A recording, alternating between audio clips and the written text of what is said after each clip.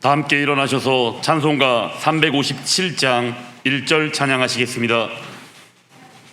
주 믿는 사람 일어나 다 힘을 합하여 이 세상 모든 마귀를 다쳐서 멸하세.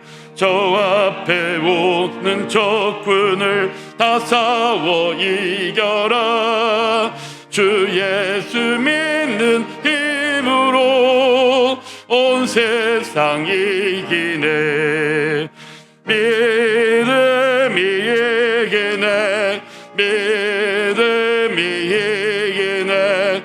주 예수를 믿음이 온 세상 이기네. 나의 성도들을 내 앞에 모으라. 그들은 제사로 나와 언약한 이들이니라. 하나님은 영이시니 예배하는 자가 영과 진리로 예배해야 할지니라. 아멘.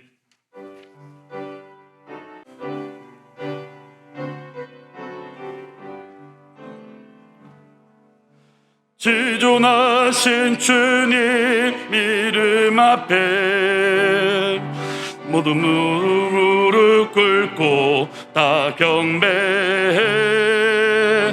거룩하신 주님 보좌 앞에 엎드려 절하세.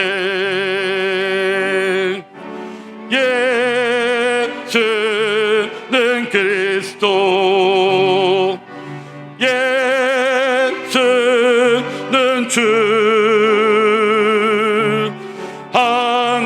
하나님의 영으로 경배드리리.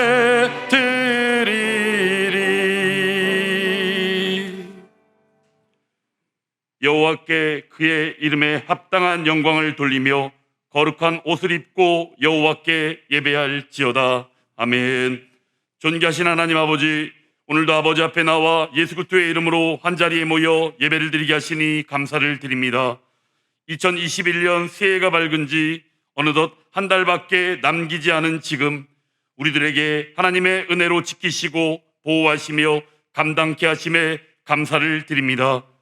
하나님만을 예배하는 백성으로 이 시간 서게 하시고 온전히 아버지께만 올리는 예배 가운데 넘치는 하나님과의 교제요 풍성한 성도 간의 교제가 있게 하여 주시옵소서.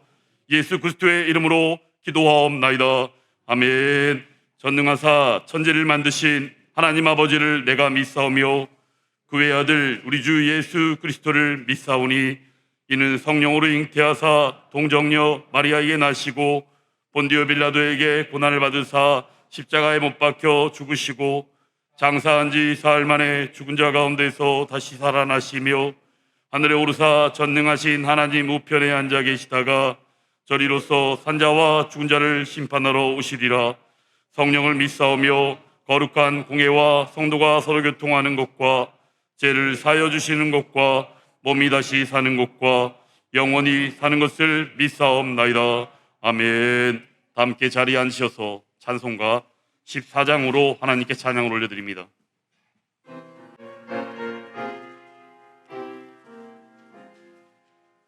주 우리 하나님 하늘에 계시니 온천하 만민 주 앞에 찬송하네. 이 천지 만물도 주 앞에 엎드려 그 거룩하신 이름을 늘 높이네. 주 언약하신 것 끝까지 지키니 저 하늘나라 향하여 꼭 가리라.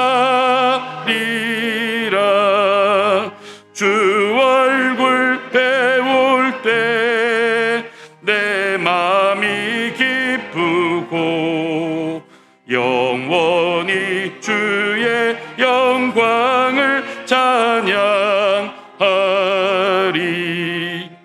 왕의 왕 대신 주 하늘에 계시니 이 세상 죄악 이기신 구주 예수 저 천군 천사들 주옹이 하고서 무성도 함께 영원히 늘 섬기네 성삼위 일체께 승리한 무리들 다 기쁜 소리 높여서 감사드려 창조주 하나님 내 주님 되시니 주 앞에 나도 엎드려 경배하네.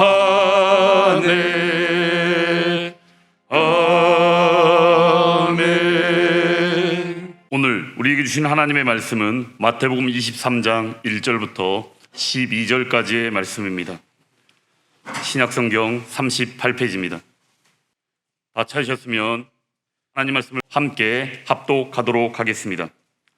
이에 예수께서 무리와 제자들에게 말씀하여 이르시되 서기관들과 바리새인들이 모세의 자리에 앉았으니 그러므로 무엇이든지 그들이 말하는 바는 행하고 지키되 그들이 하는 행위는 본받지 말라.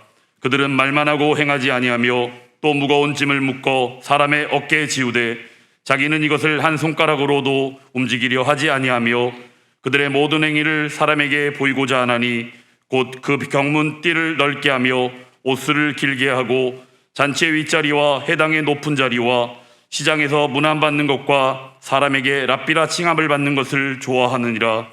그러나 너희는 랍비라 칭함을 받지 말라. 너희 선생은 하나요 너희는 다 형제니라. 땅에 있는 자를 아버지라 하지 말라. 너희 아버지는 한 분이시니 곧 하늘에 계신 이시니라. 또한 지도자라 칭함을 받지 말라. 너희의 지도자는 한 분이시니 곧 그리스도시니라. 너희 중에 큰 자는 너희를 섬기는 자가 되어야 하리라. 누구든지 자기를 높이는 자는 낮아지고 누구든지 자기를 낮추는 자는 높아지리라. 아멘. 벌써 12월이 됐습니다.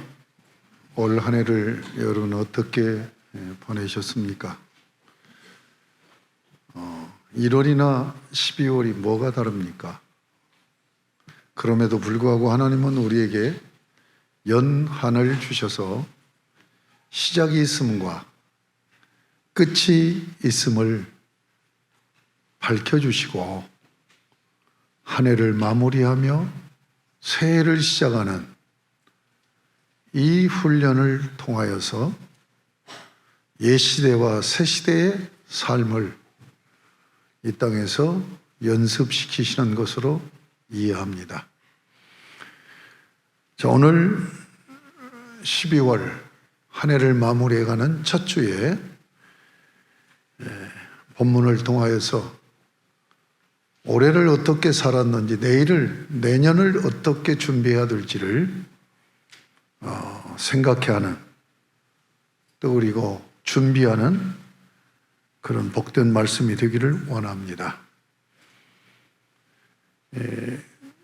오늘 말씀은 1절에 보니까 무리와 제자들에게 예수님이 말씀하시는 말씀입니다. 그런데 2절에 보니까 서기관들과 바리새인들이 모세의 자리에 앉았다 라고 말씀을 시작하시면서 바리새인을 책망하는 내용이 한 장에 걸쳐서 전개되고 있음을 봅니다. 오늘 본문 다음 13절부터 36절까지 한 장에 걸쳐서 화 있을진저, 이게 저주받을지어다 하는 얘기죠. 7화라고 이렇게 전개되어 있고 책망하는 내용입니다. 오늘날 우리 한국교회를 보면 여러 교파가 있어요. 그 교파 중에서 대표적인 교파가 저희 어렸을 때는 장감성, 장로교, 감로교, 성결교회 그렇게 얘기했는데 지금은 성결교회가 좀 침례교한테 떨어지지 않나 하는 생각이 되져요. 어쨌든 장로교, 감리교. 그런데 예수님 당시에 또 여러 교파가 있었습니다. 그 교파 중에 대표적인 교파가 사두개파와 바리새파입니다. 사두개파는 진보 진영이었고 바리새파는 보수 진영입니다. 오늘 우리 한국교회의 보수 진영은 쉽게 이렇게 이해하면 돼요. 예수교가 붙으면 보수교단이에요. 침례교만 좀 다릅니다. 침례교는 기독교 침례교라고 돼 있어요. 근데 거기도 보수교단입니다. 그리고 침례교를 제외한 기독교가 붙은 교단은 전부 진보교단입니다. 물론 예수교 장로회 중에서 통합 측은 신앙 이념적으로 중도에 속한다고 볼 수가 있어요. 어찌됐든 지금과 마찬가지로 예수님 당시에도 진보는 사두개파, 보수는 바리새파입니다. 근데 이 두 종파 중에서 정말 하나님을 잘 믿어봐야 되겠다 라고 하는 보수적인 그 율법을 붙들고 보수적인 신앙생활하는 교파가 바리새파예요. 사두개파는 율법이 아닌 성전입니다. 그러나 이미 성전은 솔로몬 성전이 바벨론에게 멸망하면서 파괴되었고 그 위에 스룹바벨 성전이 세워졌지만 헬라 제국에 의해서 또 파괴가 돼요. 그러니까 성전이 없는 때가 더 많은 것 같아요. 사실 예수님 당시에는 그 헤롯 성전인데 이 헤롯 성전은 사실은 성전으로서 정통성이 없어요. 그때 당시는 로마가 세계를 정복해서 지배하고 식민지화했던 대제국이었어요. 그래서 로마는 그 나라의 허수아비로 왕을 인정했고 그리고는 총독부를 세워서 로마 총독부가 실제적으로 다스렸죠. 그런데 그때 당시의 왕은 헤롯 왕입니다. 헤롯 왕은 유대인이 아니에요. 그는 에돔족입니다.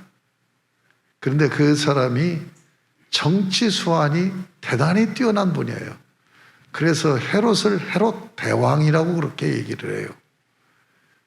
그러니까 그 황제에게 가서 내가 유대를 한번 다스려 보겠습니다. 그래서 다른 종족이 왕이 돼서 와서 다스리는 거예요. 유대인들은 아주 강한 투철한 그 독립적인 정신을 가지고 있죠. 그러니 에돔적인 헤롯을 인정할 리가 없잖아요. 그러니까 정치력이 뛰어난 헤롯은 백성들의 환심을 사기 위해서 그들이 오매불망 소원하는 성전을 지어준 거예요. 그것이 헤롯 성전입니다. 뿐만 아니라 헤롯 성전이 지어졌어도 제사장의 정통성이 문제예요. 사독 반열의 제사장이어야 되는데 그것도 대가 끊긴 거예요. 성경에 보면 왕보다도 제사장이 먼저 세습이 됩니다. 그러니까 사독 후예들이 세습되어서 제사장이 돼야 되는데 제사장 정통성도 없어요. 성전 자체도 정통성이 없어요. 사두개인들은 성전 중심으로 교파를 이루고 있는데 이때 성직이 매매되던 시대입니다. 사회적으로 보면 최고로 그 기득권 세력이 사두개파입니다. 이 지주 계급이에요. 지주, 그 다음에 평민, 농노가 있는데 그 농노들이 이 제사장 지주 계급의 토지를 농사지어서 토지세를 내고 겨우 연명해가는 그런 때입니다. 그런데 예수님 당시에 이 투종파, 예수님은 사도의 파에 대해서는 별로 책망을 안 해요. 토론은 많이 하지만 왜 그랬을까? 저는 그 이유를 두 가지로 봐요. 사도계파는 하나님을 섬기는 백성이라고 말할 수 있을까? 주님은 그렇게 판단하시지 않았을까? 너무 세속화되어 있으니까. 그런데 우리 교단과 같은 하나님을 한번 잘 섬겨봐야 되겠다는 바리새파에 대해서는 이 칼을 들이대는 것처럼 강력하게 예수님이 첨예한 대립을 하면서 비판을 해요. 오늘 또 보면 서기관들과 바리새인들을 비판해요. 화 있을진저 7가지를 지적하면서 저주받을지어다 저주받을지어다. 그것으로 끝나지 않아요. 33절에 보면 독사의 새끼들아. 예수님의 입에서 아주 거칠은 욕이 나온 거예요. 저주하는 거칠은 욕이 나와요. 독사의 새끼들아. 네. 그러면 하나님을 잘 섬긴다는 바리새인들이 왜 이렇게 주님으로부터 저주받는다는 것을 7번이나, 7이라는 숫자는 완전수 아닙니까? 자, 이 말씀을 우리는 굉장히 긴장감, 영적인 긴장감을 가지고 받아야 된다고 봐요. 우리가 지금 예수 잘 믿어보겠다고, 하나님 잘 섬겨보겠다고 신앙생활하고 있잖아요. 우리는 그런 교단이에요. 보수교단이에요. 그런데 보수적인 이들을 향해서 이렇게 강한 질책을 하고 있단 말이에요. 그 이유가 뭐냐 이거죠. 오늘 그 이유를 살필 필요가 있어요. 2부 예배 때 그 예배 기도자가 본질을 회복하게 해주세요 하는 기도를 하는 기도 내용을 들었어요. 지금 오늘 이 말씀은 본질적인 문제예요. 본질에서 문제가 있기 때문에 이렇게 질타를 하시는 거예요. 참 바리새인들의 입장으로 보면 너무 어이없는 일 아니에요. 자기들은 하나님 한번 잘 섬겨보겠다고 하는데 독사의 새끼들이라고 저주받을지어다 저주받을지어다를 7번이나 반복을 하면서 책망을 한단 말이에요. 자, 오늘 이 말씀을 들으면서 우리가 지금 신앙생활 잘 해보겠다고 하는 우리들 아닙니까? 그런 우리들이 오늘 이 본문에 걸려있지 않는가를 깊이 성찰하는 그런 기회가 됐으면 좋겠어요. 예, 그래서 내가 만약에 그 본질적으로 내가 문제가 있었다고 한다면 이거 청산하고 가야 23년도가 여러분에게 보장되는 한 해가 돼요. 예. 자, 그러면 뭐가 문제였느냐? 2절에 답이 나와요. 서기관들과 바리새인들이 모세의 자리에 앉았으니. 문제가 뭐예요? 모세의 자리에 앉았다는 얘기예요. 모세의 자리에 앉았다는 얘기는 무슨 얘기일까요? 네가 입법자 행세를 하고 있다 하는 얘기예요. 철학적인 얘기를 좀 하겠습니다. 17세기 독일의 관념주의 철학자 임마누엘 칸트는 하나님이 없는 철학자입니다. 그런데 그가 철학을 전개하는데 그가 3가지 논문을 발표했죠. 순수 이성 비판, 그 다음에 실천력 비판, 그 다음에 판단력 비판. 근데 실천력 비판에서 그가 철학을 전개하면서 우리 인간은 양심을 가진 인격적인 존재예요. 그래서 이것은 해야 되고 이것은 하지 않아야 된다고 하는 그 법을 가지고 있어. 이 법을 뭐라고 합니까? 도덕법이라고 얘기하죠. 자, 이 도덕법을 가지고 양심을 따라서 인간이 살아가는데 해야 된다, 하지 말아야 된다는 이 법을 누가 주었느냐는 얘기예요. 이 법을 누가 주었느냐? 그래서 그가 하나님이 없는 철학자인데 신을 도입을 해요. 이 도덕적인 이 법을 신이 준 것이다. 여러분, 불신자인 철학자도 그가 철학을 전개하면서 입법자가 인간이 아니라 신이라는 것을 인정하면서 자기는 하나님을 믿지 않는데 신을 도입한단 말이에요. 그런데 오늘 하나님을 잘 섬긴다는 이 바리새인들이 모세 자리에 앉았다는 얘기는 자기가 입법자라는 의식을 가졌다는 얘기입니다. 여러분, 실제적으로 모세는 입법자가 아니죠. 하나님이 법을 준 것을 모세가 중보자가 돼서 백성들에게 선포한 거예요. 그런데 그 바리새인들은 모세가 법을 준 것으로 모세를 입법자로 생각하면서 자기도 그 자리에 앉아 있다는 얘기예요. 여러분, 이게 신앙생활의 본질의 문제입니다. 예. 여러분, 성경은 어떻게 얘기합니까? 입법자는 하나님이라고 하는. 자, 하나님께서 창조하시고 자기 형상으로 지은 인간 아담과 언약을 맺어요. 그 언약이 뭡니까? 선악과 언약이 창조 언약이죠. 선악을 알게 하는 나무의 실과는 먹지 말라. 네가 먹는 날에는 정령 죽으리라. 창세기 2장 17절의 말씀이죠. 자, 여러분, 이 언약을 체결하면서 내가 이렇게 생각하는데 너 어떻게 생각하냐? 협의한 게 아니에요. 하나님이 일방적으로 선포를 해요. 그렇죠? 그러니까 언약을 맺으면서 지금 서로 계약을 맺는데 그 계약 조항이 법 아닙니까? 두 사람이 갑과 을이 지켜야 될 법이잖아요. 그러면 우리는 어떻게 해요? 서로 협의를 해서 갑은 이렇게 하고 을은 이렇게 하기로 하자고 협의해서 그 규정을 만들잖아요. 그런데 최초로 하나님이 언약을 맺을 때 그렇게 하지 않고 하나님이 일방적으로 선포를 해요.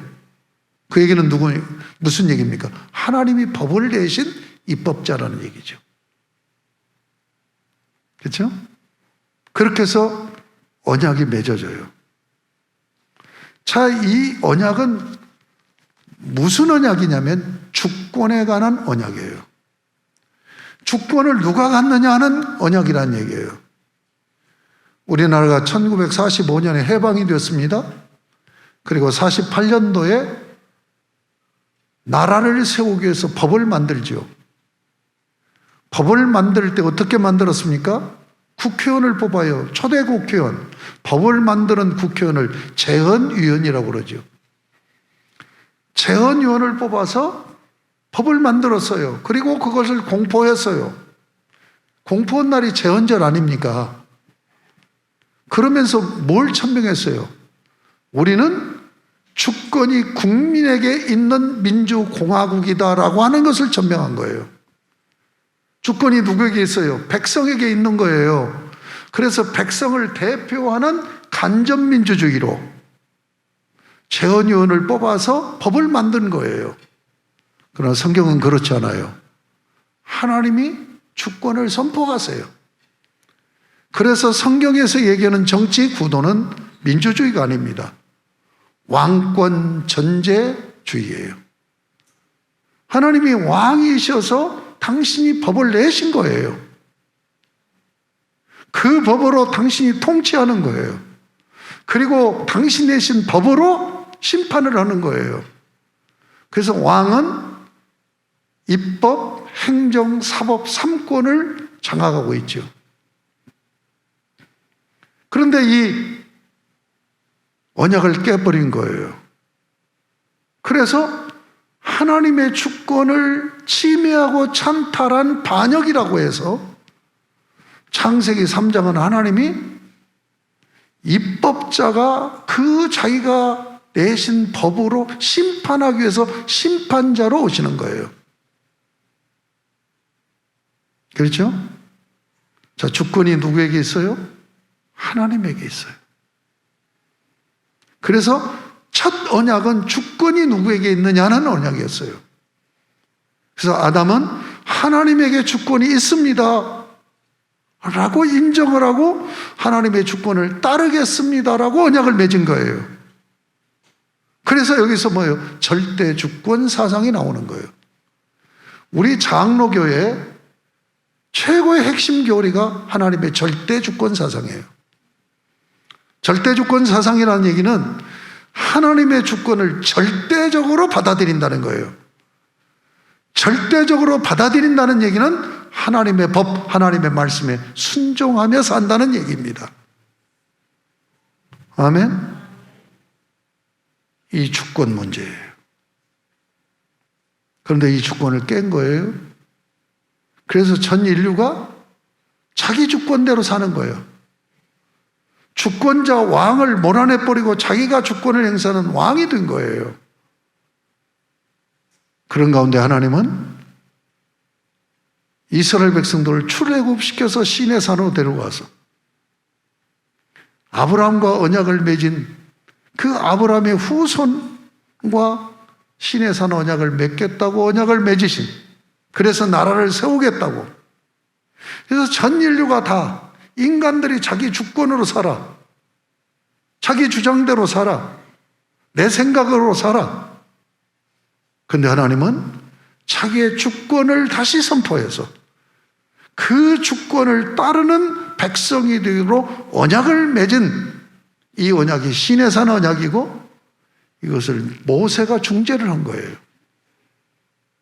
그래서 이스라엘 백성들은 하나님의 주권을 전적으로 인정하면서 하나님을 섬기는 백성이 되기로 한 거예요.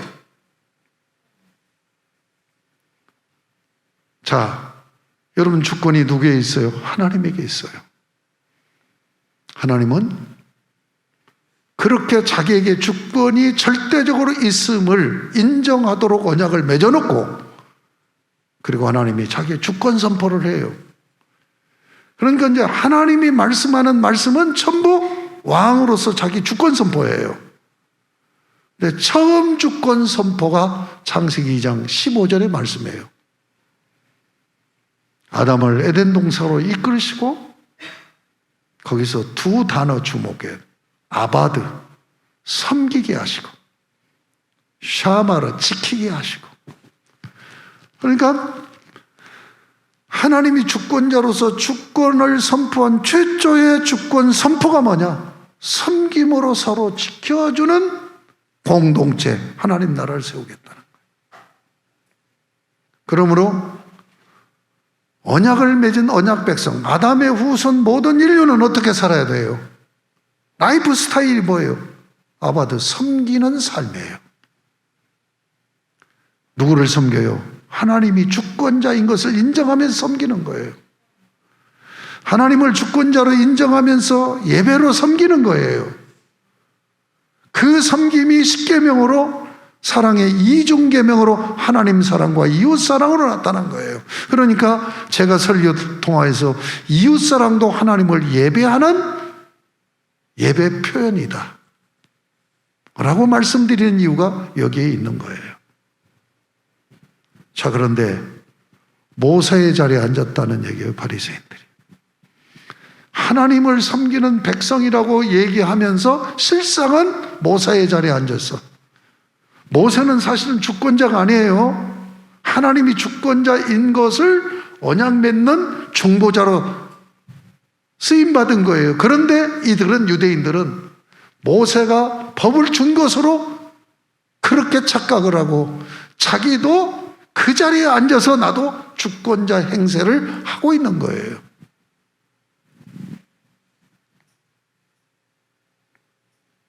얼마나 무서운 일이에요. 여러분, 왜 독사의 새끼들이라?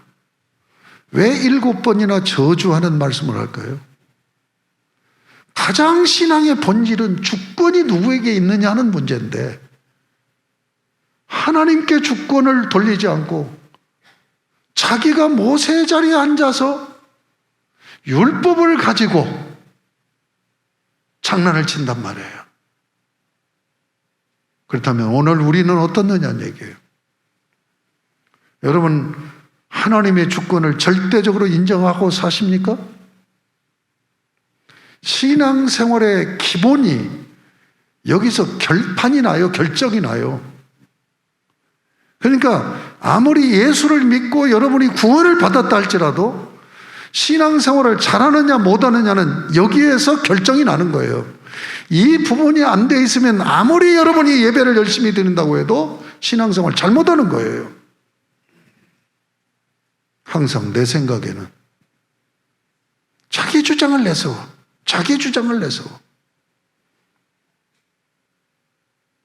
여러분, 성경 공부 교재에서 우리 후배 목사가 대학생들을 전도해서 그 교회를 하는 친구가 있어요. 안만우 목사라고. 이 친구가 그 성경 공부 교재를 만들어서 대학에 가서 그 캠퍼스에서 학생들을 만나면 성경 공부를 그 교재를 갖고 시키는 거예요. 그래서 교회로 데려와서 계속 시키는데 그 친구 마지막 과가 뭐냐? 로드십 문제예요. 이것은 모든 성경 공부 교재에 다 한 과씩은 들어가 있는 거예요. 내비게이터 성경 공부 교재가 굉장히 훌륭한 교재로 만들어졌는데 거기에도 보면은 반드시 그게 들어가요. 그러면서 이 안만호 목사가 이런 간증을 해요. 여기서 신앙생활이 결정돼 버립니다.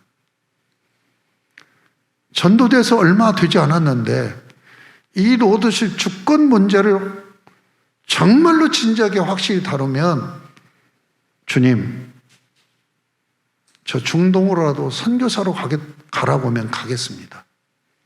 이게 주권 인정하는 거잖아요. 그런데 신앙생활을 20년, 30년, 40년 했어도 주권 문제가 해결이 안 되면 신앙생활을 잘하는 것 같은데 가짜로 한단 말이에요. 자기 중심으로 신앙생활해. 예? 하나님과 관계에서 이해관계에 빠져버리는 거예요. 그래서 기복주의로 빠지는 것은 주권 문제가 되는 거예요. 어떻게 하나님하고 거래를 할 수 있습니까? 이렇게 해주시면 내가 이렇게 하겠습니다. 이건 있을 수 없는 거예요. 주권은 오직 하나님에게 있습니다 하는 이 확실한 신앙 고백과 의식이 전제되어야 여러분, 주님께서 여러분을 인정한다는 걸 잊지 마시기 바랍니다. 그래서 그렇게 하나님 잘 섬긴다고는 바리새인을 이렇게 질타하고 있다는, 기본이 틀렸다는 얘기예요. 본질에서 지금 벗어나고 있다는 얘기예요. 올 한 해 여러분이 나는 어떤 의식으로 정말 하나님이 주권자, 나의 삶의 주권자인 것을 인정했는가? 아니면 내가 주권자가 돼서 내가 하고 싶은 대로 했는가, 신앙생활을. 나는 예배 드리는 거 보면은 거의 드러난다고 봐요. 본인과 주님만이 알 수 있는 것이지만.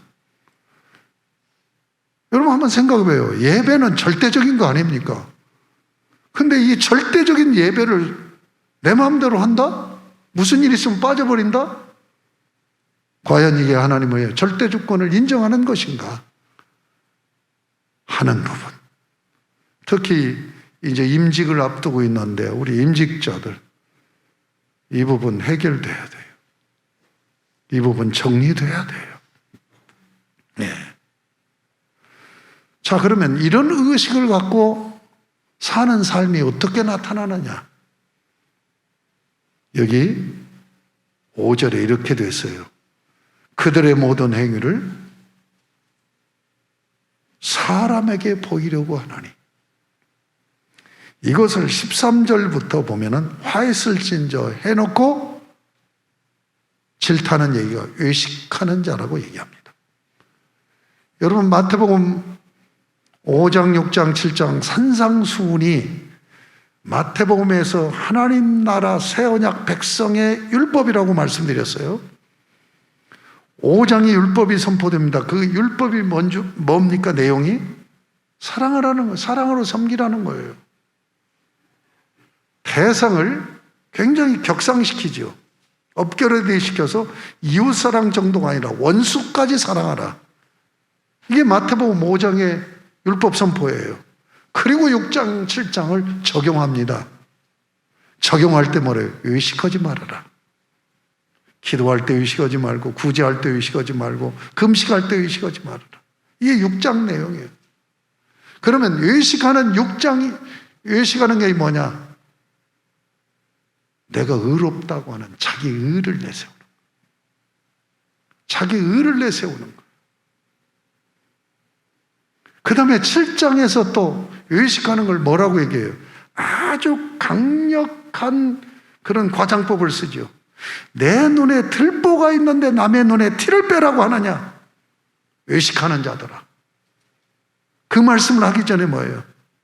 너 비판하면 너 그 비판한 그 법으로 네가 비판받아. 정죄하는 그 정죄함으로 네가 정죄받게 될 것이야. 여러분, 그러니까 내가 입법자라고는 하나님이 입법자, 주권자라는 의식이 아니라 내가 주권자라는 그런 부분을 해결하지 못하면 나타나는 것이 의식으로 나타나는데 그 의식이 두 가지란 말이에요. 하나는 자기 의를 내세우는 거예요. 의를 내세워요. 이것은 성도의 관계만 내세우는 게 아니에요. 내가 하나님 내가 이렇게 했는데요. 내가 하나님 내가 이렇게 했는데요.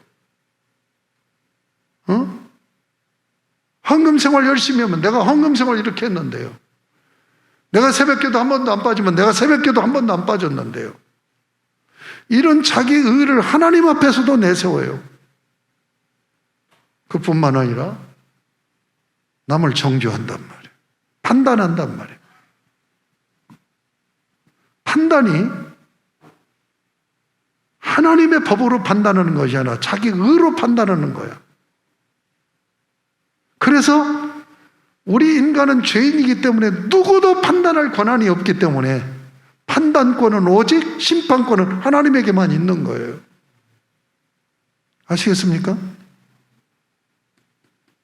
이게 지금 신앙생활의 기본 틀이에요, 틀. 이것이 잘못되어 있는 거야. 자, 그러면 오늘 이 말씀을 가지고 올해 여러분을 한번 성찰해보자 이거예요. 여러분은 주권이 누구에게 있다고 하는 이 부분이 확실한 가운데 살았느냐 하는 것과 또 하나는 뭐예요? 내가 내 의를 가지고 우쭐대거나 남을 비판하고 평가하고 판단하지 않았는가 하는 것을 깊이 성찰해야 된다는 얘기예요. 자, 바리새인들이 그렇게 하나님을 잘 섬겨보려고 노력했던 사람들이에요. 그런데 독사의 새끼들이라고 하면서 저주 받을지어다를 7번이나 할 정도의 대상이 된 이유가 바로 여기에 있다는 얘기예요. 기본이 잘못되어 있었다는 얘기예요.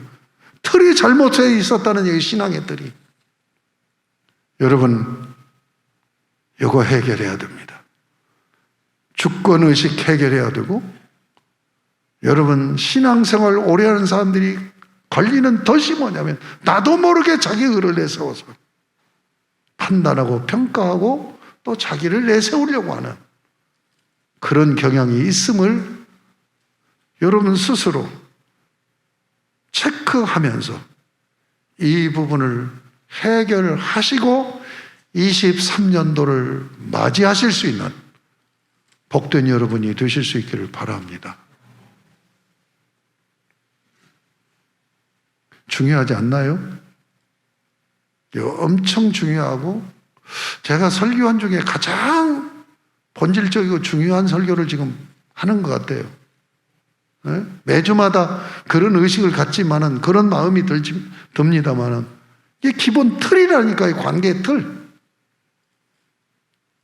자, 그래서 저는 두 번째로 모세의 자리에서 내려와서 주님의 자리에 서자 하는 내용으로 말씀드리고자 합니다.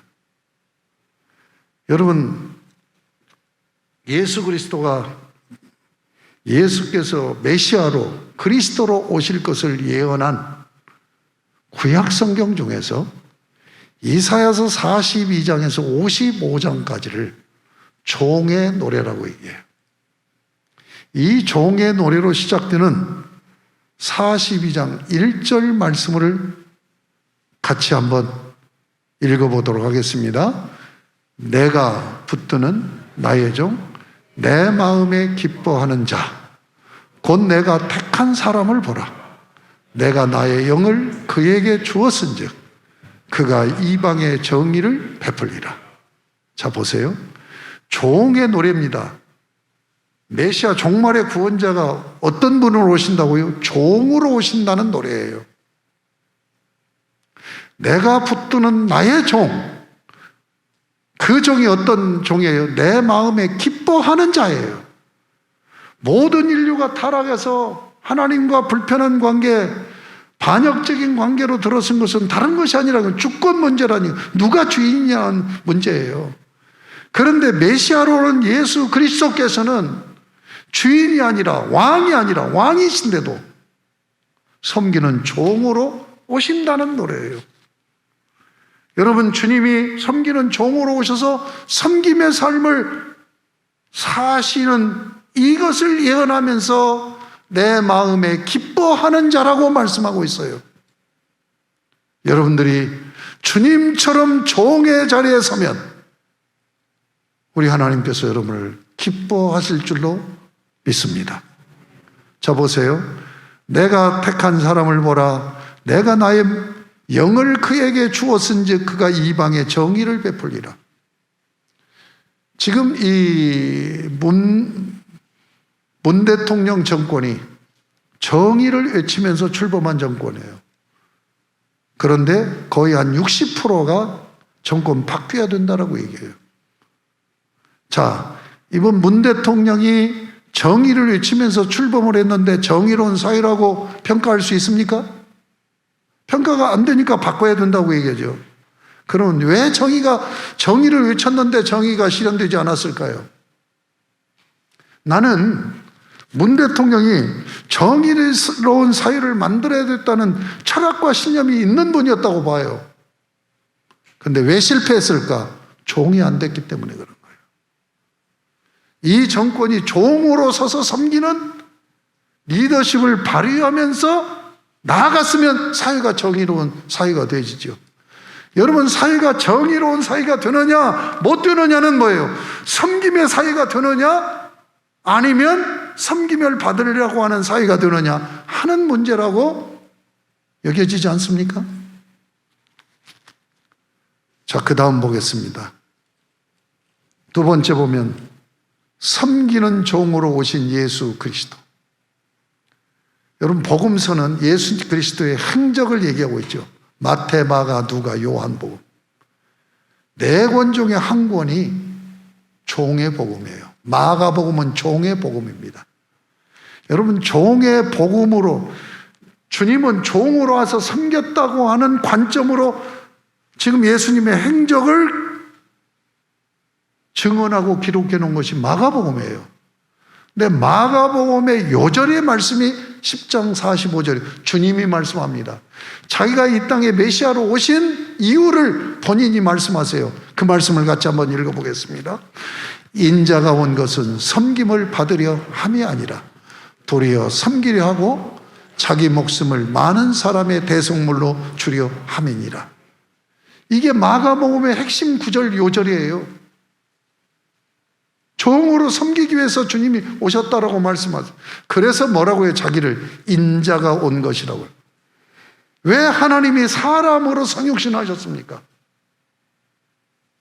여러분, 빌립보서 2장 6절, 7절, 8절에서 잘 밝히고 있죠. 그는 하나님의 근본, 하나님의 본체셔서 그러나 하나님과 동등됨을 취할 것으로 여기지 아니하시고 그 다음에 뭐예요? 종의 형체를 가졌다. 모르페라는 단어의 형체는 본질이라는 얘기예요. 주님은 섬기는 종이 되기 위해서 본질적으로 종의 신분으로 오셨다. 그래서 종으로 섬기신 것이죠. 그 다음에 4번을 보겠습니다. 4번을 보면 제자들의 발을 씻기셨어요.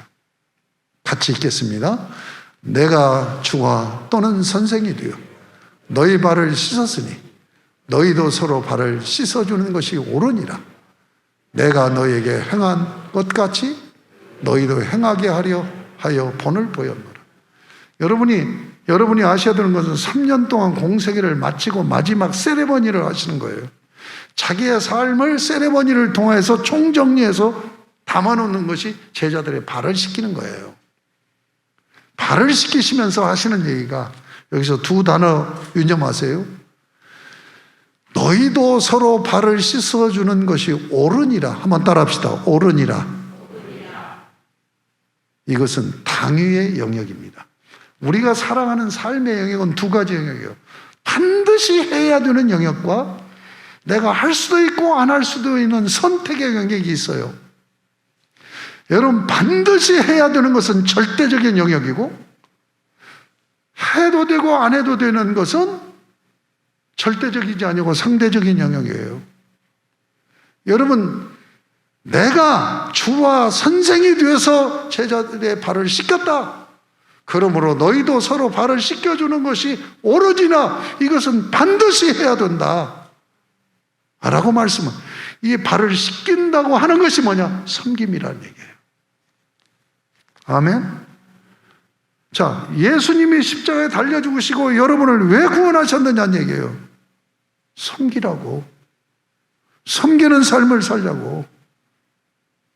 그런데 우리는 이해관계 속에서 살면서 교회 안에서도 자기 이익을 추구하기 위해서 섬기는 것처럼 하면서 자기 이익 추구를 하고.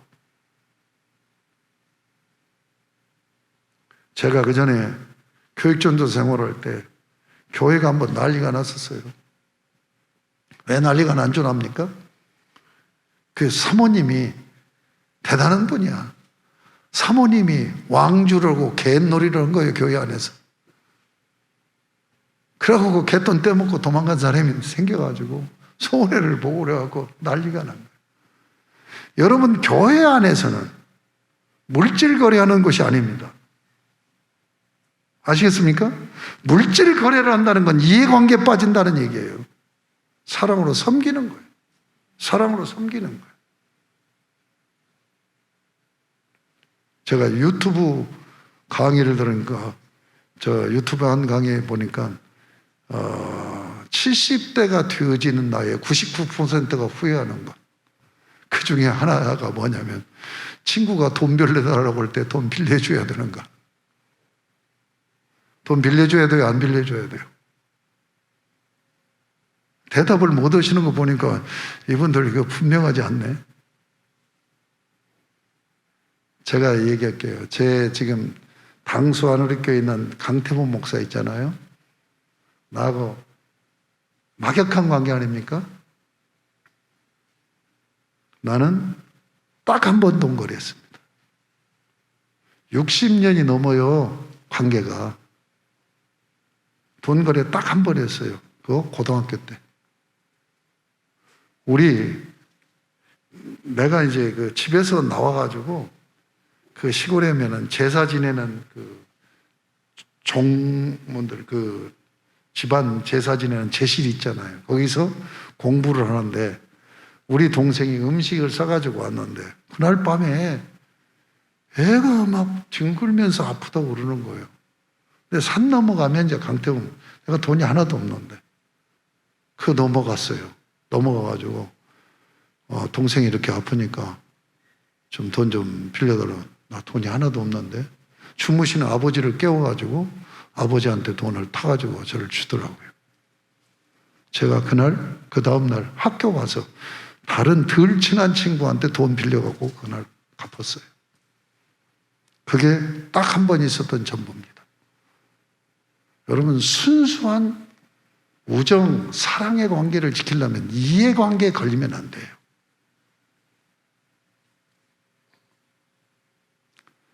어찌됐든지 간에 여러분 꼭 잊지 마세요. 하나님은 예수 그리스도로 우리를 십자가로 구속하신 이유는 너 종이 되어서 섬겨라. 그러면 이렇게 섬기는 삶을 살려면 어떻게 해야 되는가? 3번을 보시겠습니다. 마태복음 11장 28절에서 30절 말씀을 같이 읽겠습니다. 수고하고 무거운 짐진 자들아 다 내게로 오라. 내가 너희를 쉬게 하리라. 너는 마음이 온유하고 겸손하니 나의 멍에를 메고 내게 배우라. 그리하면 너의 마음이 쉼을 얻으리니 이는 내 멍에는 쉽고 내 짐은 가벼움이라 하시니라. 자, 수고하고 무거운 짐을 지고 사는 게 우리 인생이죠. 근데 주님이 그들을 초청합니다. 초청하면서 무엇을 내거냐면 자기의 인격, 성품을 내걸어요. 나는 마음이 온유하고 겸손하다. 여러분, 마음이 온유하다는 것은 타인에 대해서 무한히 너그러운 마음이에요. 겸손한 것은 뭐예요? 정말로 모두가 나보다 낫다고 생각하는 마음이에요. 진정으로 이 마음을 가진 사람이 있다고 한다면 많은 사람들이 그에게 달려갈 거예요.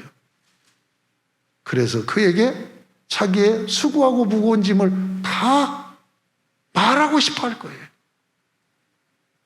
여러분, 나는 마음이 온유하고 겸손하다고는 자기의 성품 인격을 걸고 내가 마음이 온유하고 겸손하니까 너 나에게 오면 절대로 다칠 일 없어. 다 내가 수용할 수 있어. 오라고 초청해. 그런데 거기서 끝나지 않아요. 나는 마음이 온유하고 겸손하다는 것을 하나의 내가 어떤 존재인가를 드러내면서 내가 이러니 올 수 있다라고 하는 것을 말씀하고 동시에 그 다음에 뭐라고 되어 있어요? 나의 멍에를 베고 내게 배우라. 멍에 매는 건 뭡니까? 섬기는 것을 상징하는 거잖아요. 그렇죠? 나에게 와서 섬김의 삶을 배우라는 얘기예요. 그리하면 뭐예요? 너희 마음이 쉼을 얻는다. 제가 암 공부를 하잖아요. 그 암의 원인 그리고 암 환자가 제일로 중요하게 여겨야 되는 것이 마음 관리입니다. 첫 번째가 마음 관리고 그 다음에 식단 관리예요. 두 번째가. 마음 관리에서 스트레스를 안 받아야 돼요. 여러분, 스트레스가 왜 옵니까? 섬김이 안 되는 관계 속에서 오는 거죠. 마음이 온유하고 겸손한 자들이 서로 관계를 한다면 스트레스 받겠습니까? 어떻게 타락한 본성을 가진 죄인이고 유한한 존재인데 스트레스가 100% 없을 수가 있겠습니까? 그러나 질병으로까지는 가지 않겠느냐. 그래서 저는 제가 마음이 온유하고 겸손하지 못한 성품 때문에 내가 스트레스가 왔고 결국은 암까지 걸렸다. 상대가 또는 환경이 나에게 스트레스를 줬겠지요. 그런데 내가 진정으로 마음이 온유하고 겸손했다고 한다면 스트레스를 받았을까 하는 생각을 설교를 준비하면서 생각해 보았습니다. 제가 좀 극단적인 표현할까요? 마음 내려놓으세요. 마음 비우세요. 그렇지 않으면 나처럼 암 걸릴지도 몰라요.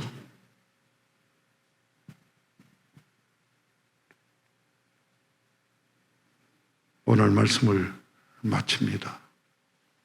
여러분, 결국은 인생은 자리 싸움이더라고요. 모세의 자리냐, 주님의 자리냐. 이 문제 해결 못하면 올해나 내년이나 새해가 된다고 달라질 것이 없다는 거 잊지 마시고 주님의 주권을 인정하고 주님처럼 섬기는 자리에 서서 내가 향한 의 내세우지 않고 겸손하고 온유한 마음을 가지고 섬기는 삶을 통하여서 행복을 누리게 하여 주시옵소서. 올 한해 내가 그렇게 살지 못한 것이 있는가를 점검하시고, 여러분 이것이 기본이라니까요. 신앙생활의 기본이에요. 기본 틀이에요. 구조예요. 이 틀을 바꾸셔서 여러분 2023년도에는 여러분의 삶이 새로워졌으면 좋겠습니다. 예? 여러분의 삶이 행복해졌으면 좋겠습니다. 여러분 때문에 주님도 기뻐하시고 여러분 주변 사람들이 찡그리지 않고 행복해 하는 그런 피스메이커, 복 있는 사람이 됐으면 좋겠습니다. 여러분 시편 150편으로 되어 있는 이 한 권의 서시가 1편 아닙니까? 1편 1절은 행복한 사람, 복 있는 사람은 악인의 꾀를 쫓지 않고 죄인의 곁에 서지 않고 오만한 자의 자리에 앉지 않는다고 하는 것을 말씀하면서 시작하고 있다는 것. 그러면 그렇게 살려면 자리를 오만한 자의 모세의 자리에 앉지 아니하고 주님의 자리에 서서 섬기는 삶을 살려면 어떻게 해야 됩니까? 오직 여호와의 율법을 즐거워하여 주야로 묵상하며 하나님 말씀을 먹고 또 먹고 먹다 보면 주님께서 우리의 마음을 온유하고 겸손한 마음으로 만들어 주셔서 참으로 사랑으로 섬기는 아름다운 신앙생활이 이루어지게 하여 주시고 꽃피고 열매 맺게 하여 주실 줄로 믿습니다. 그런 삶의 역사가 여러분의 삶 속에서 충만하기를 주님의 이름으로 축복합니다. 여러분 임직자, 특별히 임직자들 이 기본 틀을 분명히 하고 내가 신앙생활을 해야 되겠다. 이것이 안 바뀌어지면 장로가 돼도, 이것이 안 바뀌어지면 안수집사가 돼도, 이것이 안 바뀌어지면 권사가 돼도 그 모습 그대로 신앙생활을 할 수밖에 없다고 하는 것을 잊지 마시고 유념하시기 바랍니다. 아멘. 기도합니다. 하나님 아버지, 올해를 마무리하며 가장 본질인 근본인 소중한 신앙생활의 패턴, 구조, 틀을 저에게 점검하라고 말씀해 주시니 감사합니다. 아버지 하나님, 올해 내가 어떤 자리에 앉아서 신앙생활을 했는가를 곰곰이 새겨보고 또 성찰하면서 회개하고, 주님, 나는 할 수 없습니다. 내 마음을 온유하고 겸손한 마음으로 세워주셔서 사랑으로 섬기는 삶의 자리, 주님의 자리에 서서 살게 하여 주셔서 나도 행복하고 나 때문에 내 주변 분들도 행복하는 그러한 놀라운 역사가 일어날 수 있도록 은총을 베풀어 주시고, 이 삶을 사모하며 올해를 정리하고 내년을 준비하는 12월로 보낼 수 있도록 은혜 베풀어 주시기를 원하며, 임직받는 우리 장로 또 안수입사, 권사, 피택자들에게 하나님께서 놀라운 은총으로 함께하여 주시옵소서. 예수님의 이름으로 기도드립니다. 아멘. 212장 찬송.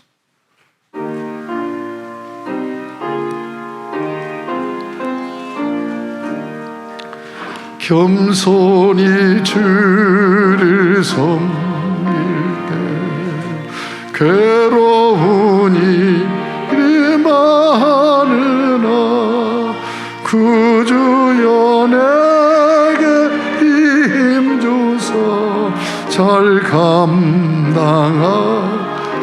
하소서. 인자한 말을 가지고 사람을 감화시키며 갈 길을 잃은 무리를 잘 인도하게 하소서.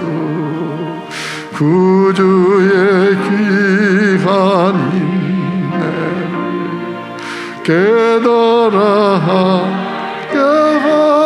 하시고 굳건한 믿음 주셔서 늘 승리하게 하소서.